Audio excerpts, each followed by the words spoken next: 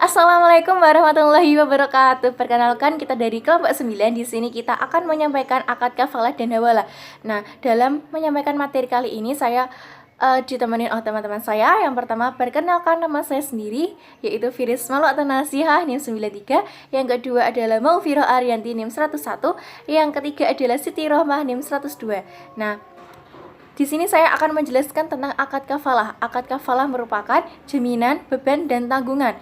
Nah, secara istilah, akad kafalah itu merupakan menggabungkan dua tanggungan dalam piutang dan permintaan. Nah, selanjutnya dasar hukum kafalah itu dibagi menjadi 3. Yang pertama adalah Al-Quran, yang kedua Al-Hadis, dan ijma ulama.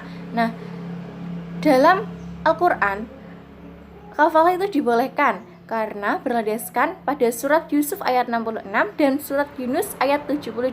Nah, selanjutnya dari Al-Hadis, yaitu berlandaskan dari hadis riwayat Bukhari dari Jabir radhiyallahu anhu. Nah, selanjutnya para ulama juga memperbolehkan akad kafalah karena akad kafalah itu sangat bermanfaat dan sangat dibutuhkan dalam bermuamalah dalam masyarakat. Selanjutnya adalah jenis-jenis kafalah. Jenis-jenis kafalah di sini dibagi menjadi 5. Yang pertama, kafalah bil nafs merupakan akad pemberian jaminan atas diri atau adanya kepastian pada pihak kafil untuk menghadirkan orang yang ia tanggung kepada yang ia janjikan tanggungan. Selanjutnya adalah kafalah bitaslim merupakan jaminan yang diberikan untuk menjamin pengembalian barang sewaan pada saat masa sewanya berakhir. Selanjutnya adalah kafal bilmal merupakan jaminan pembayaran barang atau pelunasan hutang. Selanjutnya adalah kafalah al-munjalah merupakan jaminan yang tidak dibatasi oleh waktu dan tidak dibatasi oleh tujuan tertentu. Sedangkan kafalah al-mu'allaqah merupakan jaminan yang dibatasi oleh waktu dan dibatasi oleh tujuan tertentu pula. Nah, selanjutnya adalah syarat dan rukun kafalah. Syarat kafalah ini dibagi menjadi beberapa. Yang pertama adalah pihak peminjam atau kafil. Itu syaratnya yang pertama balaik, yang kedua adalah berhak penuh untuk melakukan tindakan hukum dalam urusan hartanya dan rela dengan tanggungan kafalah tersebut. Selanjutnya, rukun yang kedua adalah orang yang berhutang atau mafulahu. Nah, syaratnya diketahui identitasnya, dapat hadir pada waktu akad atau memberikan kuasa. Yang ketiga adalah berakal sehat. Selanjutnya adalah rukun yang ketiga, orang yang berhutang atau asil maful anhu. Syaratnya sanggup menyerahkan tanggungannya atau piutang. Yang kedua adalah dikenal oleh peminjam. Selanjutnya adalah objek peminjam atau maful bihi. Syarat-syaratnya merupakan tanggungan pihak yang berhutang. Selanjutnya bisa dilaksanakan oleh penjamin, harus merupakan piutang yang mengikat, dan harus jelas nilai, jumlah, dan spesifikasinya. Selanjutnya adalah tidak bertentangan dengan syariat.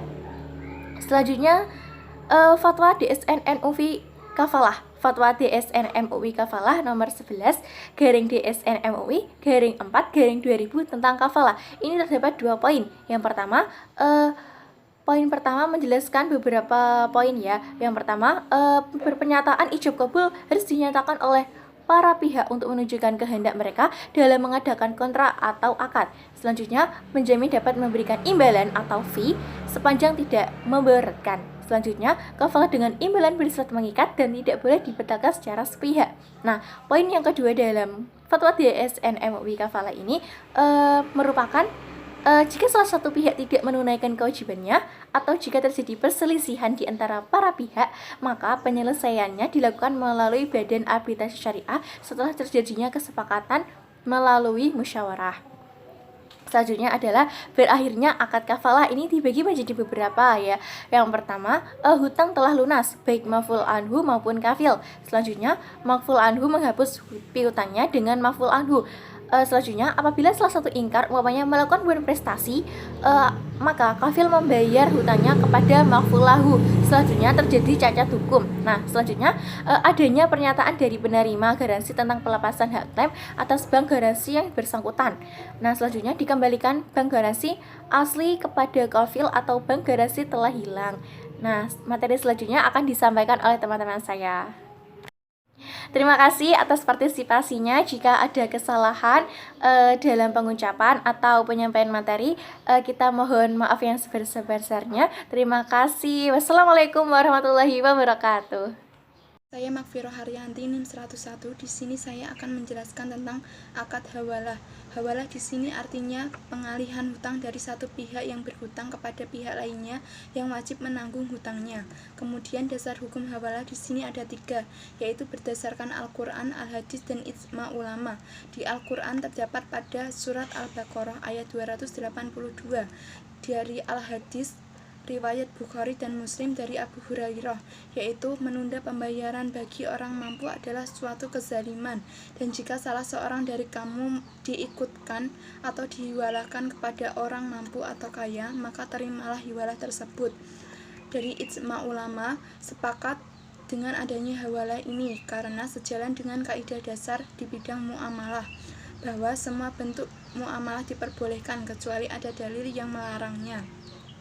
Kemudian jenis hawalah dibedakan menjadi 2, yaitu berdasarkan objeknya dan menurut para mazhab Hanafi. Berdasarkan objeknya dibagi lagi menjadi 2, yaitu hawalah hak dan hawalah dayin. Menurut mazhab Hanafi dibedakan lagi menjadi 2, yaitu hawalah mutlaqah dan hawalah muqayyadah. Kemudian syarat dan rukun hawalah. Rukun hawalah di sini ada 3, yaitu muhil, muhal, dan muhal alaih. Syarat hawalah, para pihak yang terlibat dalam hawalah memiliki kecakapan melakukan tindakan hukum, balik, berakar, dan rusyid. Yang kedua, utang piutang yang dialihkan jelas jumlahnya. 3, ada bukti utang piutang antara muhil dan muhal. Keempat, pengalihan utang piutang disepakati oleh pihak-pihak yang terlibat. Selanjutnya, Fatwa MUI Hawalah nomor 12 tahun 2000, yaitu rukun hawalah adalah muhil, muhal, dan muhal alaih.